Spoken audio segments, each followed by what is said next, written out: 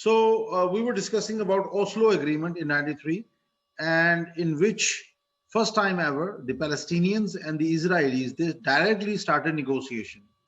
और उसके बाद they also mutually recognized each other. So this was a defining moment for Palestine and Israel. And Israel successfully became you can say recognized by the Palestinians. The talks took place in a secret under Norwegian auspices.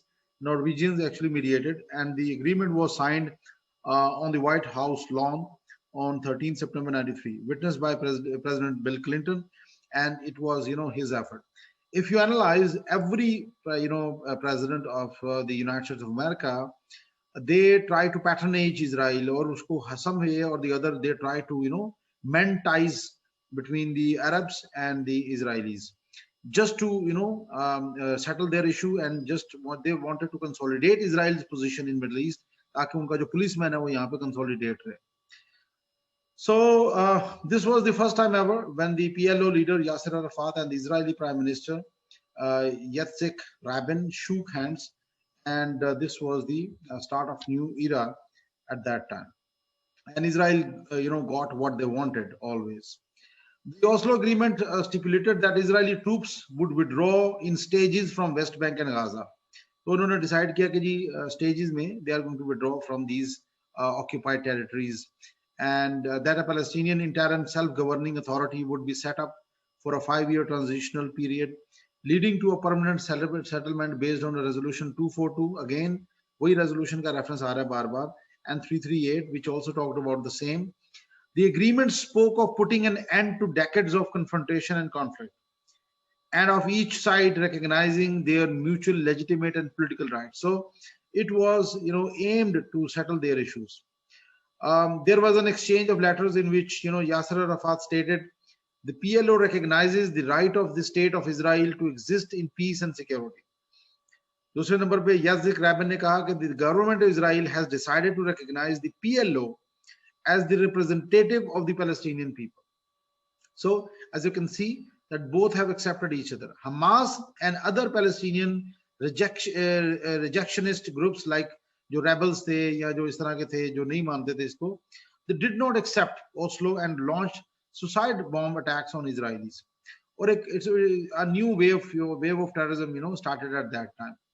There was opposition within Israel from the settler-led groups, क्योंकि वो जो लोग settle थे West Bank में, Gaza में, अब उनको भी वहां से निकालना था इजरायलीज, तो वो भी अगेंस्ट थे इसके. तो मजे की बात ये है कि ये जो ओस्लो एग्रीमेंट था, it was never implemented fully. इसके अंदर सिर्फ एक चीज ये हुई कि दोनों ने एक दूसरे को एक्सेप्ट तो कर लिया, but it was never accepted imposed on any party. फिर उसके बाद इन 2000 कैंप डेविड एक और मुलाकात होती है इनकी, and the roadmap is a plan drawn by the United States, Russia, European Union and the United Nations. और इसके अंदर उन्होंने decide किया कि they are going to resolve this issue in a peaceful manner, and a proposed phased timetable putting the establishment of security before final settlement. So they wanted to seizure of hostilities और जितने भी attacks हो रहे हैं एक दूसरे की तरफ से, उन्होंने कहा इसको पहले खत्म करो, उसके बाद इसको नेगोशिएशन को आगे लेके चलेंगे स्लोली एंड ग्रेजुअली. तो इसका आइडिया ये था, इट हैड 3 phases मेनली. पहला फेज ये था कि both sides would issue statements supporting the 2-state solution. ठीक है, तो मेन पहला फेज इसका ये था. The Palestinians would and violence, act against all those engaged in terror, draw up a constitution, hold elections, and Israelis would stop settlement activities and act with military restraint. ये दोनों वो चीजें थी जो ना इन्होंने की Israelis ने, ना Palestinians ने की, because Palestinians they kept up the attacks against the Israeli settlements, और उनके ऊपर वो रॉकेट अटैक हो रहे हैं, कभी सुसाइड बॉम्बिंग हो रही है, कभी बाकी स्टैबिंग हो रही है बहुत सारी. और उसके अलावा जो दूसरी तरफ था Israelis, they also never showed military restraint, और वो सेटलमेंट भी नहीं रोकी उन्होंने, वो सेटलमेंट्स भी लोगों की करते रहे. So this was the reason कि ये इशू वैसे का वैसा लिंगर ऑन होता रहा. दूसरा फेज 2 कैंप डेविड का ये था कि would see the creation at an international conference of a Palestinian state with provisional borders. अच्छा, इसके अंदर भी उन्होंने एक जो जिस तरह से बात की कि यानी कि कंक्रीट बात नहीं की। और तीसरे फेज में उन्होंने कहा जी कि फाइनल अग्रीमेंट टॉक्स, यानी कि इसका फाइनल अग्रीमेंट फिर फेज 3 में जाके टॉक्स होंगे। लेकिन पहला जो फेज था वही आज तक कंप्लीट नहीं हो सका, जिसकी वजह से this road map was never implemented fully. और अल्टीमेटली आपने देखा उसके बाद की जो सिचुएशन थी। उसके बाद एक और एफर्ट हुई जिनेवा अकॉर्ड की, उसके अंदर भी both parties they try to talk to each other, ताकि सिक्योरिटी और पीस को स्टैब्लिश किया जा सके और दोनों एक दूसरे के करीब आ सके। Israel would give up some major settlements such as Ariel, but keep others closer to the border with swaps of land in Israel for any taken in the West Bank. एक ये इनका आपस में तय हुआ कि इजराइल कुछ settlements को छोड़ देगा, लेकिन बॉर्डर के पास जो हैं वो उनको नहीं छोड़ेगा।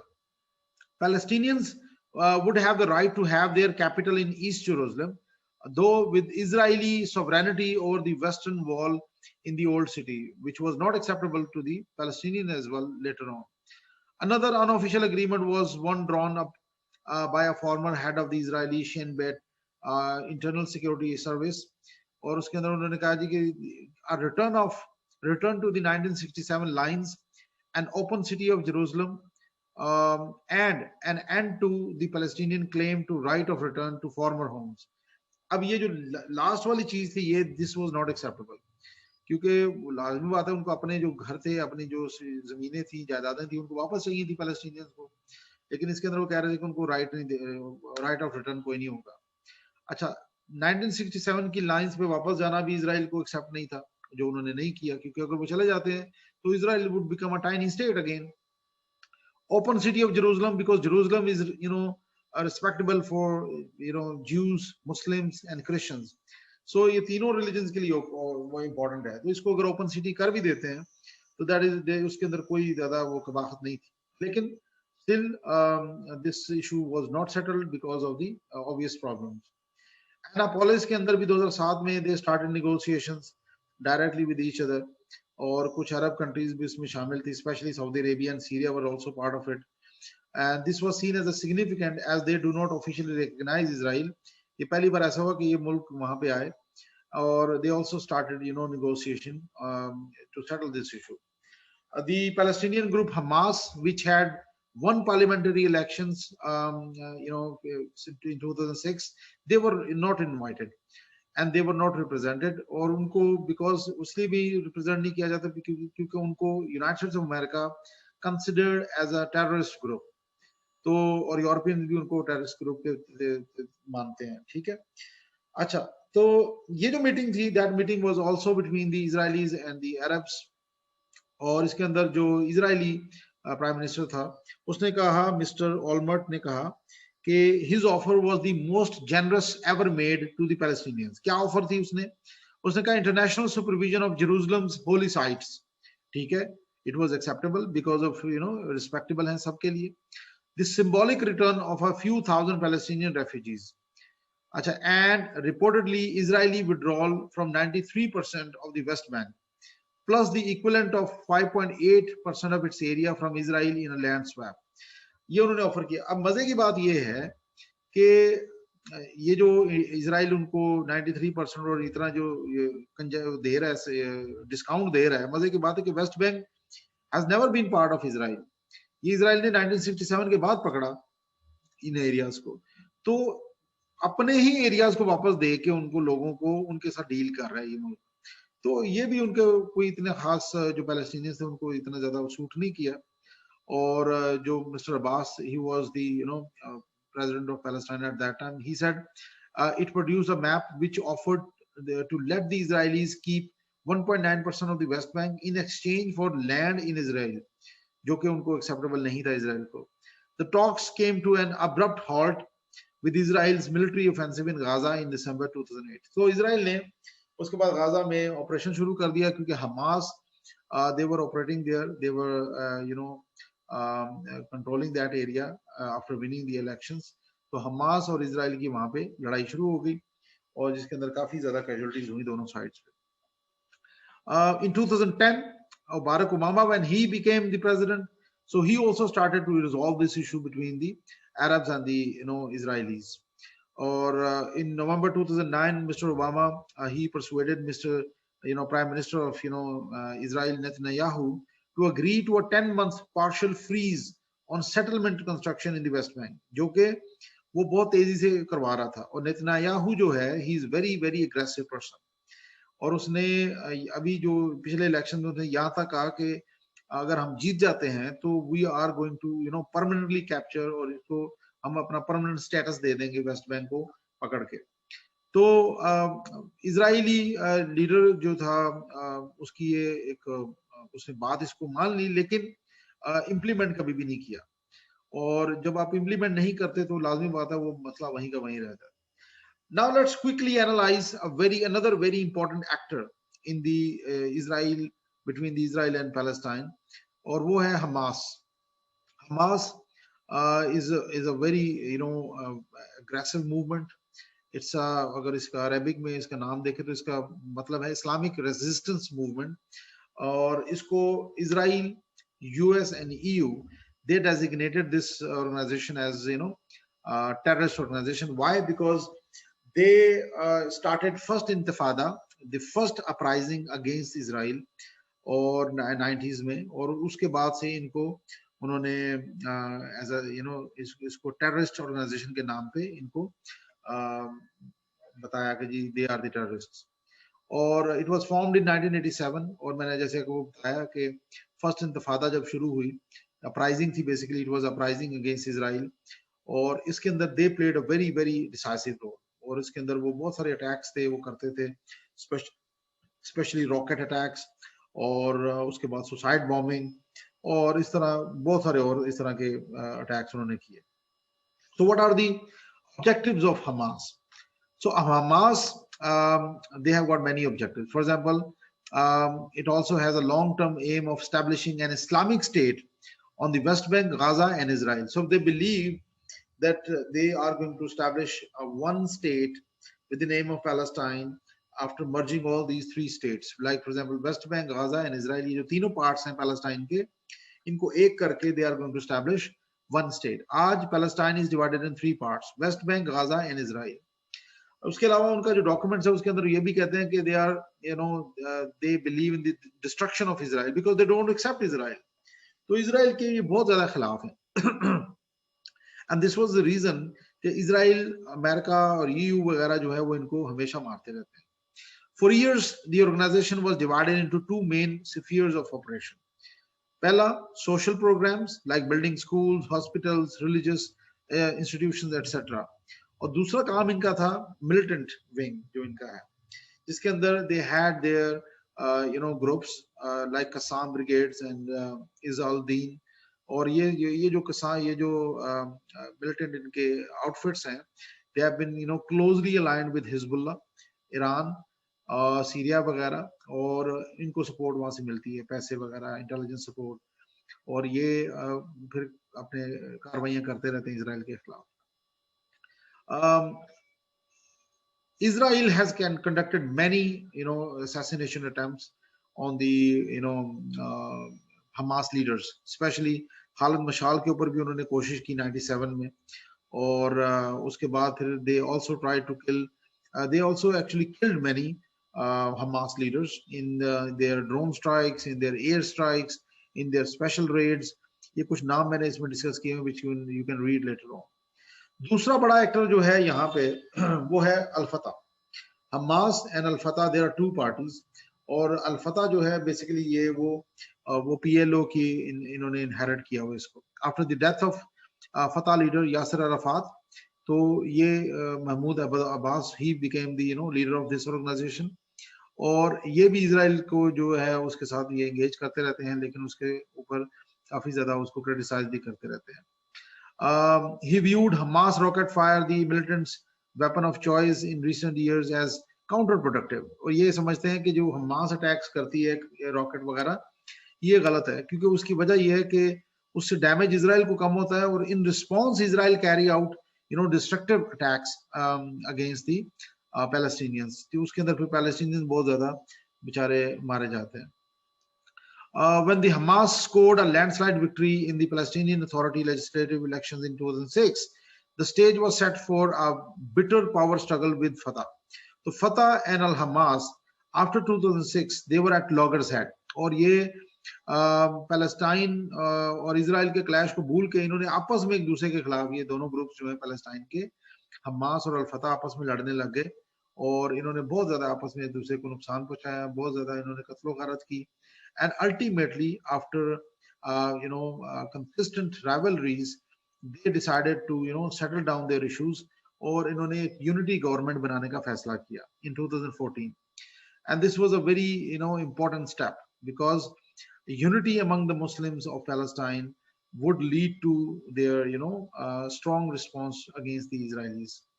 अच्छा, उसके बाद अब इनके खिलाफ बहुत सारे ऑपरेशन भी किए इजराइल ने, लाइक ऑपरेशन कास्ट लीड और operation pillar of defence in 2012. और इनके अंदर उन्होंने दे carried out many air strikes और बहुत सारे ड्रोन स्ट्राइक्स भी किए, स्पेशल रेड्स भी की इजराइल ने. In which they killed thousands, hundreds of Palestinians in this process. अच्छा, हमास का जो असल में मसला रहा है वो इजराइल के खिलाफ वो यही रहा है कि क्रॉस बॉर्डर अटैक्स, और उसके बाद यहाँ से इन्होंने कुछ टनल्स बनाई हुई थी, सीक्रेट टनल्स, जिसके जरिए से वो यहाँ से अपने वेपन्स को सप्लाई करते थे. और उसके बाद फिर लाजमी बात है उसका वो नुकसान इजराइल को पहुंचता था. अच्छा, Hamas has continued building a network of internal and cross border tunnels, जिसकी वजह से वो इजीली यहाँ से वेपन्स को और जो मिलिटेंट्स थे उनको शील्ड वगैरह प्रोवाइड कर सकते हैं और क्रॉस बॉर्डर अटैक्स को वो जारी रखते थे. तो इजराइल ने क्या किया 2014 के बाद, they launched another major offensive against Hamas. और ये जितनी भी इन्होंने जो टनल्स बनाई हुई थी, इन टनल्स को एक तो उन्होंने डिस्ट्रॉय करने की कोशिश की और इन टनल्स को खत्म किया, कुछ वो बंद किया. As you can see in this slide as well, these were few tunnels which were very long. For example, कुछ टनल्स थी 1.8 किलोमीटर लॉन्ग थी, कुछ 3.1 किलोमीटर थी, कुछ 450 मीटर्स थी. तो इन टनल्स के जरिए से they used to supply their weapons और मिलिटेंट्स की सप्लाई भी जारी रहती थी. As you can see in this slide as well, बहुत सारा असला भी इन्होंने रिकवर किया इसमें से. So it was a major offensive. Another important actor in Palestine is the Hezbollah. और हिजबुल्लाह के बारे में कहा जाता है कि they are the most you can say strong you can say a group in Middle East, in the world, I would say. Why? Because their number is close to 65,000 and they are very strong. और यहाँ तक कहा जाता है कि they are stronger than the Lebanon military force. So this group is also led by Hassan Nasrallah. और उसके बाद इस ग्रुप को भी बहुत सारे जो कंट्रीज हैं, specially the Europeans, NATO, they have they consider this group as a terrorist group, क्योंकि this group has always been involved against anti west activities, especially in Iraq war, when the Americans came to Iraq. So Hezbollah provided support to the rebels groups in Iraq. और उसकी वजह से the Americans could not win in Iraq and they had to leave Iraq in 2011. उसके बाद की जो situation रही है ISIS के खिलाफ जब एक्टिविटीज होती रही, तो उसके अंदर भी Hezbollah played a very important role. So they are basically very closely aligned with Iran as well. और इनका बहुत ज्यादा इन्फ्लुएंस रहा है इसके ऊपर भी, लेबनान के ऊपर भी. Hezbollah was formed in 1982 after the invasion of Lebanon by Israel. और उसके बाद से they established themselves. It is funded and equipped by Iran. So Iran is basically supporting this organization. They get political support from Syria as well, और Syria भी इनके साथ help करता रहता है. Hezbollah waged a guerrilla war campaign against Israel, or Israel withdrew from Lebanon on May 24, 2000 after consistent attacks by Hezbollah. So ultimately they had to leave that region. Hezbollah fought against Israel in 2006 as well, और इसके बाद उन्होंने काफी दिनों तक about 33 days they stood against Israel, और Israel को उन्होंने ठीक ठाक नुकसान पहुंचाया उस दौर में. और ये काफी ज्यादा एक डिस्ट्रक्टिव ग्रुप है उनके मुताबिक. According to some estimates, especially Israel का जो कमांडर है बुइजुर, he says that Hezbollah by far is the greatest guerrilla group in the world because of their strong ideological backing, number one. Number two, their strength, 65,000, and they are basically, most of their fighters are ideologues, और एक अच्छी command के नीचे वो काम करते हैं. Ideologically they are very strong, they are controlled by Iran, और उसकी वजह से इन्होंने काफी ज्यादा टफ टाइम दिया इजराइल को भी इन 2006, जिसके अंदर उन्होंने इजराइल के जनाब 121 के करीब जो लोग थे उनको हलाक किया. Specially most of them were their military forces. They are also equipped with effective capabilities. इनके पास जो मिसाइल्स हैं, शॉर्ट रेंज रॉकेट्स हैं, उनकी रेंज इज अबाउट 100 किलोमीटर तक है, तकरीबन 25 से लेके 100 kilometre, which is enough, quite enough, because it is under the they can easily take out any target inside Israel. तो इजराइल की जो सिविलियन पॉपुलेशन है, they are under the rocket and missile range of this particular group, which is called Hezbollah. So after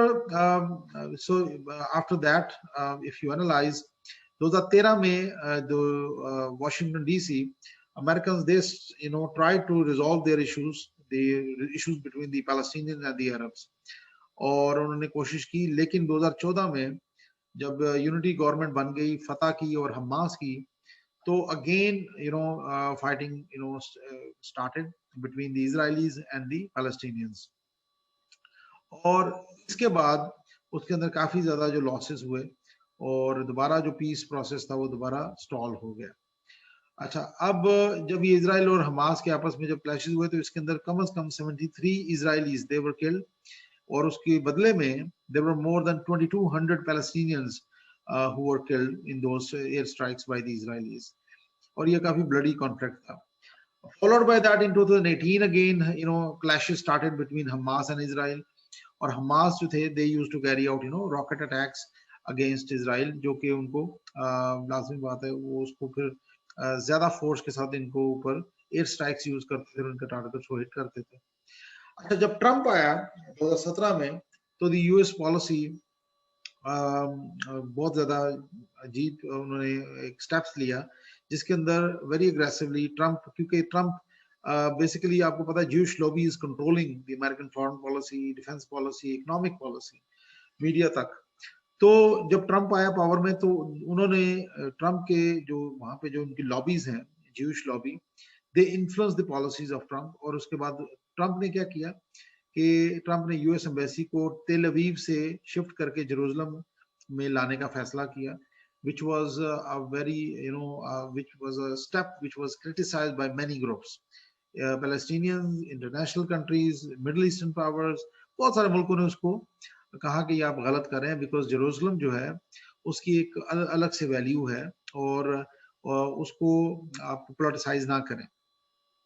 और जब उसने ये step लिया, तो लेकिन उसको power is might is right, उसको कौन रोक सकता है. The decision to move the US embassy was met with applause from Israeli leadership, और उसने उसको बहुत ज्यादा पसंद किया, अप्रिशिएट किया. लेकिन उसको क्रिटिसाइज किया गया पूरी दुनिया में, और उसको कहा गया कि ये काफी ज्यादा एक एग्रेसिव स्टेप लिया.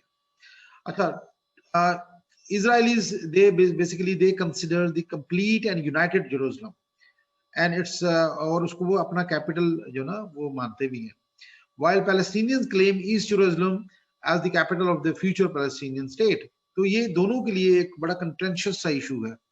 तो जब अमेरिका ने ये काम किया, तो अमेरिका बेसिकली टुक अ साइड, और जब आप साइड लेते हैं तो फिर उसमें काम खराब होता है. इन जनवरी 2020, the Trump administration released its long-awaited peace to prosperity plan, which was rejected by the Palestinians outrightly. उसकी वजह ये थी कि उसके अंदर अमेरिका जो है वो Israeli annexation of settlements in the West Bank की बात कर रहा है, and control over a undivided Jerusalem उसके ऊपर भी बात कर रहा है कि जेरूसलम पूरा जो है वो इजरायली के पास चला जाए, और जो annexation of the settlements यानी कि वेस्ट बैंक में जो settlements हैं वो परमानेंट हो जाए. अच्छा, ये वो जो आपको पॉलिसी नजर आती है, ये साफ नजर आता है कि the Israelis, the Jewish, they had their lobbies working in the United States of America, which influenced the US foreign policy. Let's now conclude. This is the second last slide. Recent क्या development हुई middle east के अंदर? The United Arab Emirates and the Bahrain, they officially recognize Israel as a state, और उसके बाद उन्होंने उसके साथ diplomatic ties को establish कर लिया. So now there are 4 Middle Eastern powers, including Jordan, Egypt, और UAE and Bahrain. So ये वो countries हैं 4 जिन्होंने directly accept कर लिया Israel को, and they have also established their diplomatic ties with Israel. अंदर खाते में Saudis, they have also accepted Israel. और वो उनके साथ वो जो भी उनका चलता रहता है सिलसिले ईरान के खिलाफ वो करते रहते हैं.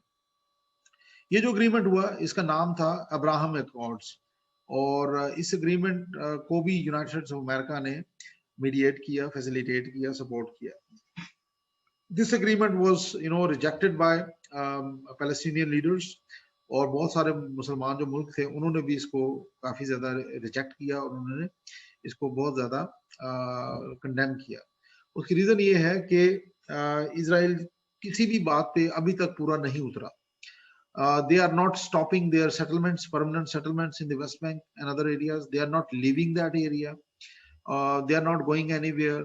बल्कि इंस्टेड वो अपने आप को रिकॉग्नाइज करवा रहे हैं. उन्हीं के एरियाज पकड़ के उनको वापस दे के अपने आप को रिकॉग्नाइज करवा रहे हैं. जिस तरह सिनाई पेनिनसुला था, इजिप्ट का पार्ट था, और उसको पकड़ के उसके बाद फिर उसको छोड़ के उन्होंने अपने आप को एक्सेप्ट करवा लिया by Egypt, which was the most powerful country there. Today the situation of Israel is such that if they leave West Bank and Gaza, automatically they lose access to Mediterranean Sea, or maritime access उनको चली जाएगी उनके हाथ से. So they don't want to lose that. और अभी वो in near future they would maintain their pressure, और अभी उनको कोई नहीं रोक सकता. They are undeniable power in the Middle East. They are nuclear weapon state. They possess air force, strong air force. They possess nuclear submarines. Their land forces are much greater than the Middle Eastern powers. कोई भी Middle East का जो मुल्क है, it can never challenge the might of Israel today. Iran is only considered a Persian Gulf state which can ever challenge Israel to some extent. But when it comes to nuclear weapons, Israel got the edge, and Iran can never ever now initiate any attack against Israel with the help of Syria, क्योंकि Iran का अपना border तो नहीं है Israel के साथ. तो Iran बस ये कि ईरान नुकसान किस तरह पहुंचा सकता है इजराइल को, through proxies, like supporting Hamas, like supporting Hezbollah, like supporting other terrorist groups which are operating against Israel. So these are the things which are taking place now in Middle East. और इसमें ये है कि आगे चल के there is a concern कि क्योंकि मिडिल ईस्ट का जो मसला अभी तक इट इज लिंगरिंग ऑन, और जेरूसलम के अंदर अमेरिका ने अपनी एम्बेसी भी बना के ये एक सिग्नल दे दिया है कि the Americans are not interested in resolving this issue, and they are not in support of Palestinians. Instead, they are supporting the Israelis because they are the only Muslim powerful country in this region. Now, after this particular step by the United States of America, there is a chance कि एक नई wave शुरू हो सकती है middle east के अंदर violence की, जिसके अंदर the groups associated with Hezbollah and Hamas, they may launch renewed attacks against Israel, जिसकी वजह से वायलेंस वहां पे बढ़ेगा और सिचुएशन मिडिल ईस्ट की और ज्यादा खराब होगी. So guys, let's conclude this on this note that this issue is very important issue, and it must be resolved according to the aspirations of the people of the Palestine and according to the UN resolutions which were 242, or Israel must go back to the 1967 positions. And after that, all these areas which West Bank and Gaza, it must be freed from the Israeli clutches. Now there is a two-state solution only, because you cannot just shrug off Israel, you cannot just uproot Israel from this area, for obvious reason. They are well connected in the world, they are diplomatically very strong, they are they are well connected in the global power with the global powers, like especially the United States of America and the European countries. तो अब उनको खत्म करना यहाँ से is not the solution, it is not the possible. Now the Muslim countries must realize this fact कि जी Israel is a reality and they have to live with it. अब इसका जो solution है वो ये है कि मिलके ये इसको प्रेशराइज कर सकते हैं ताकि टोटल विड्रॉल इनका हो जाए वेस्ट बैंक से और गाजा से, ताकि ये वहां पे जो पैलेस्टीनियन स्टेट है उसको कायम किया जा सके, so they can live with greater freedom greater impunity, with more rights, political and economic rights, और वो अपनी मर्जी से जिंदगी गुजार सके. Thank you very much. If you got any question, please you can